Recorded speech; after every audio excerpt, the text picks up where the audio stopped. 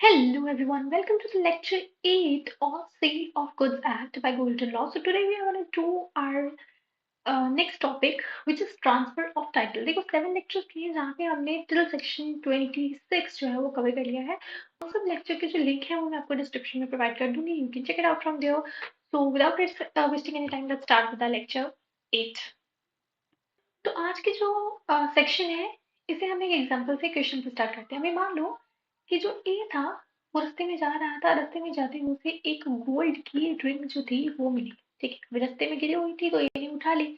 अभी जो gold ring का ट्रू ओनर था इट वाज बी, लेकिन ऑफकोर्स ए को नहीं पता था.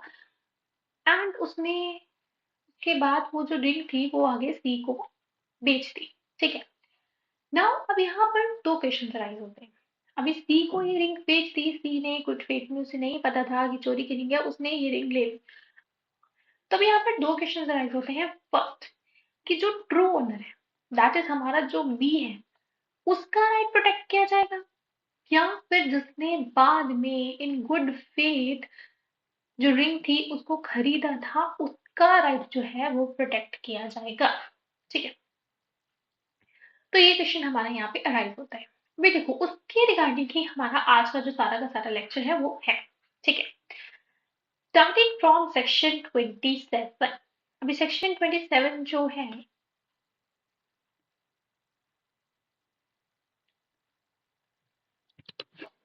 या अभी जो सेक्शन 27 है वो हमें जनरल रूल बताता है that sale by person not the owner. ठीक है, कहता है subject to the provisions of this act और of any other law for the time being in force, for the time being in force, where goods are sold by a person who is not the owner thereof and who does not sell them under the authority or with the consent of the owner, the buyer acquires no better title to the goods than the seller had, unless the owner of the goods finds conduct precluded from denying the seller. Okay, so ये unless वाली तो हमारी exception है, इसे बाद में देखते हैं. So यहाँ तक हमारा क्या है, जनरल रूल कह रहा है हमारा दैट सेवन क्या कह रहा है, जनरल रूल बता रहा है हमें कि अगर कोई पर्सन गुड्स को बेच रहा है जो या तो ओनर नहीं है या उसके पास राइट नहीं है उन गुड्स को बेचने का, या फिर बिना कंसेंट ऑफ ओनर के वो उन गुड्स को बेच रहा है, तो buyer acquires no better title than the seller had. तो देखो ये जो हमारी ये जो सेक्शन है ना ये बेसिकली इस प्रिंसिपल पर बेस है, इस प्रिंसिपल पर बेस है that nemo dat quod non habet. ठीक है, इट सेज कि no one gives what he does not have. जिस बंदे के पास कोई चीज ही नहीं है, जो चीज किसी बंदे के पास नहीं है वो किसी और को कैसे दे सकता है. तो जो उसके पास नहीं है वो नहीं दे सकता. इस प्रिंसिपल में हमारा ये सेक्शन बेस है कि जो बंदा, अगर कोई ऐसा पर्सन गुड्स को बेच रहा है जो खुद उस गुड्स का ओनर नहीं है या उसके पास राइट नहीं है उनको सेल करने का, या फिर वो बिना कंसेंट के बेच रहा है, बिना अथॉरिटी को बेच रहा है, बायर को कोई टाइटल नहीं मिलता. ठीक है, बिकॉज सेलर के पास खुद के पास कोई टाइटल नहीं होता तो वो बायर को भी कोई टाइटल नहीं दे सकता. ठीक है, बट ये है हमारा general rule. Now there are several exceptions जिस केस में जो सेलर है भले ही वो गुड्स का ओनर नहीं हो लेकिन फिर भी वो एक पेटेंट टाइटल जो है वो पास करता है टू बायर.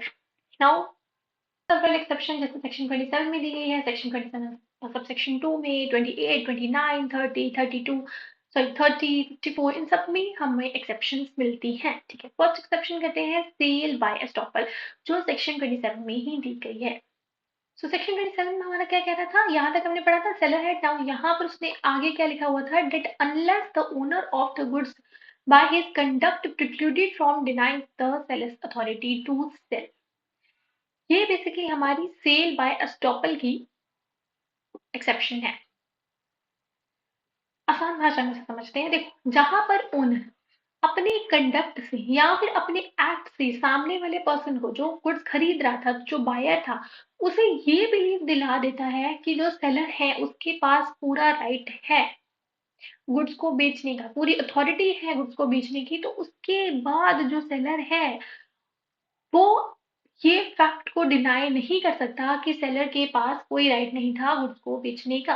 ठीक है, I am repeating it again कि जहां पर ओनर, गुड्स का ओनर अपने कंडक्ट से या फिर अपने एक्ट से बायर को ये इंड्यूस करता है या ये बिलीव करा देता है कि जो सामने वाला जो सेलर उसे सामान बेचने की कोशिश कर रहा है, उसके पास एक्चुअली में राइट उसको बेचने का, तो उसके बाद जब अगर बायर उसके बाद सामान खरीद लेगा तो seller the owner is shall be stopped, वो नहीं मना कर पाएगा, वो डिनाई नहीं कर पाएगा अथॉरिटी ऑफ द सेलर। इसे एग्जांपल समझते देखो, कि इस एग्जांपल से समझते देखो, she was the true owner of the goods.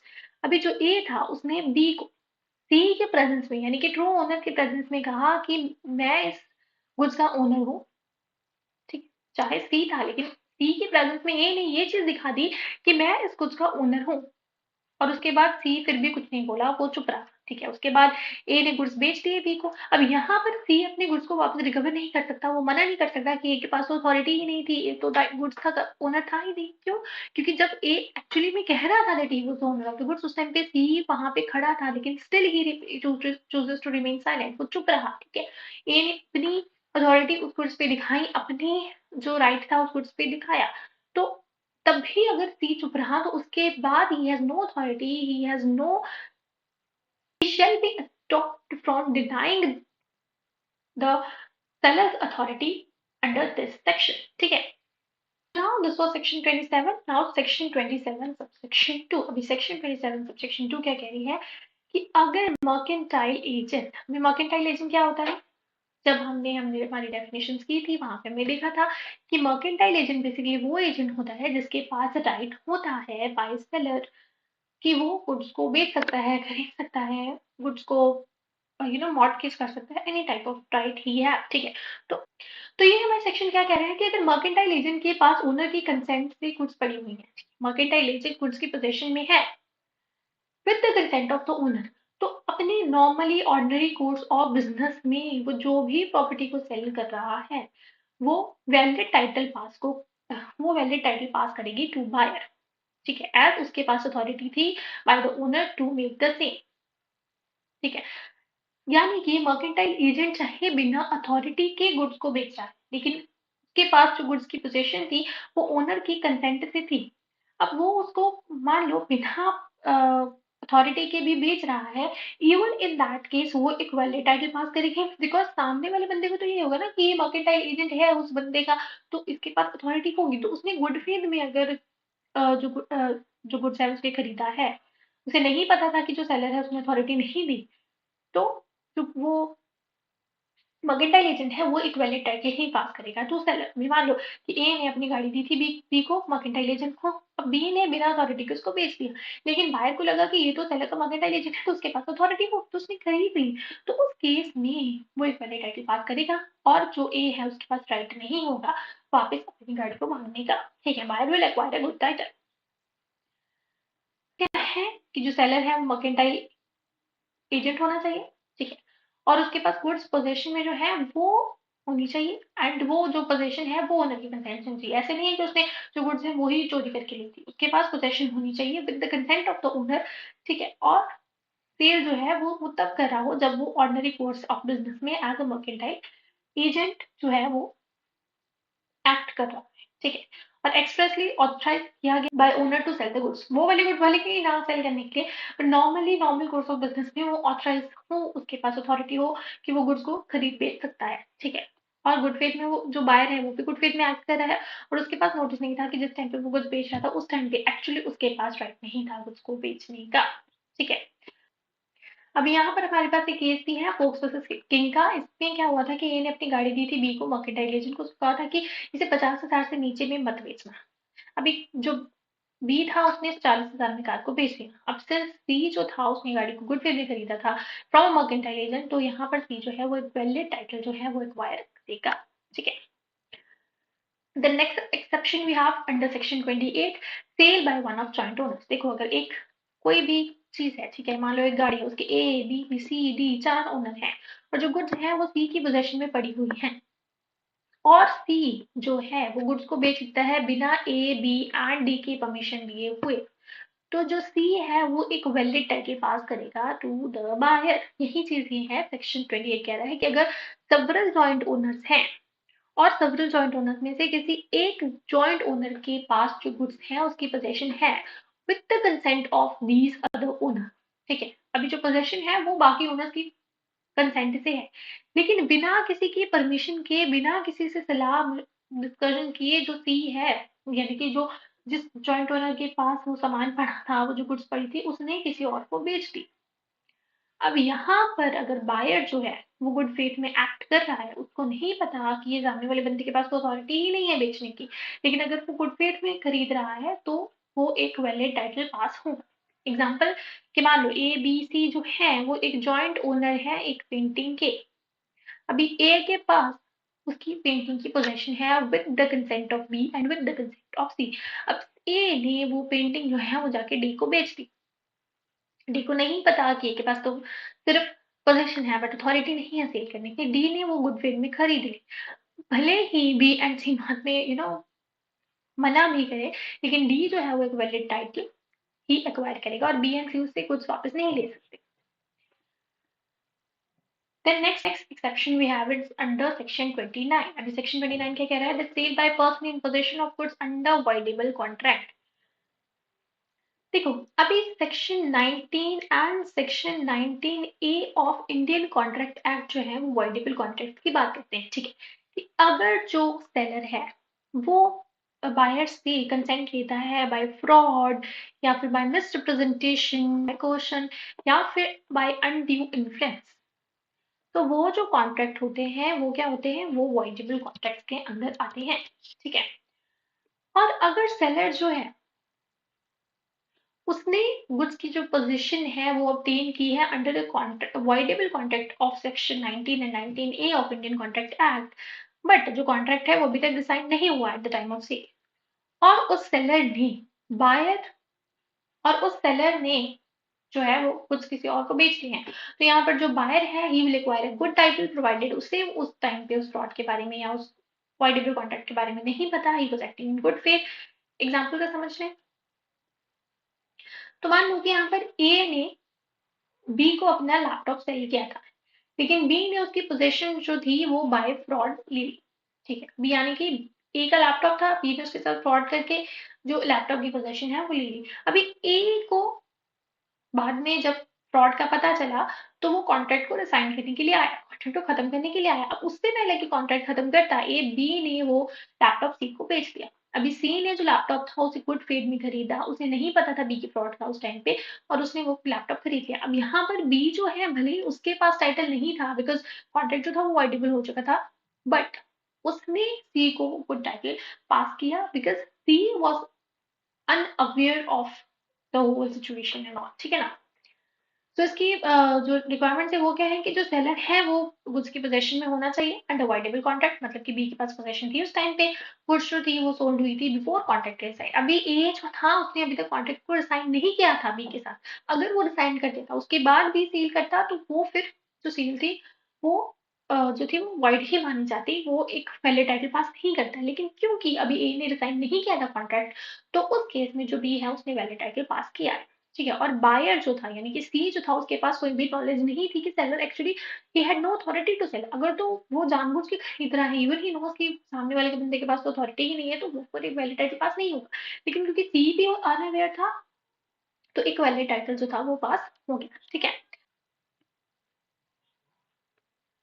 The next we have sale by seller in position after sale. अभी ये सेक्शन जो है सेक्शन 30 सबसेक्शन 1 जो है इसके बारे में बात करता है।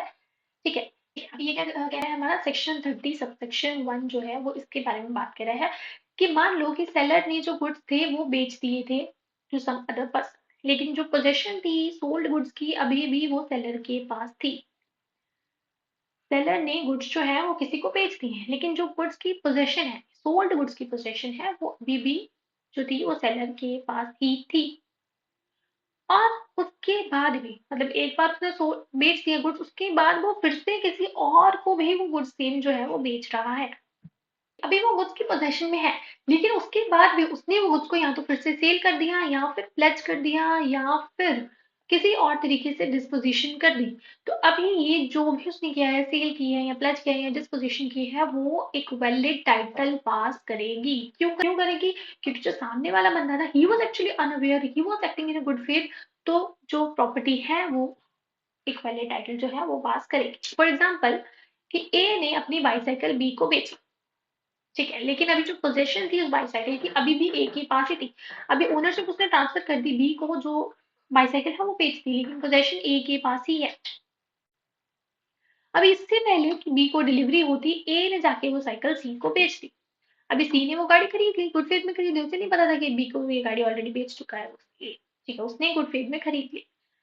तो अब यहाँ पर जो ए है उसने सी को एक वैलिड टाइटल पास किया है under section 30 subsection 1 because she was unaware, she was acting in a good faith.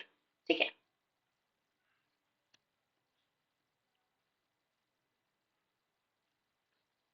तो जहां पर सेलर एक बार सेल कर देता है लेकिन पोजेशन में होता है गुड्स के, और उसके बाद भी वो डिलीवरी या ट्रांसफर कर देता है बाय सेल, बाय प्लेज और बाय द डिस्पोजिशन, तो जिस पर्सन को वो सेल, प्लेज या डिस्पोजिशन हुई होती है वो एक वैलिड टाइटल पास कर देता है सेलर, बिकॉज जो बायर था उस टाइम पे he was unaware and he was acting in a good faith. ठीक है ना।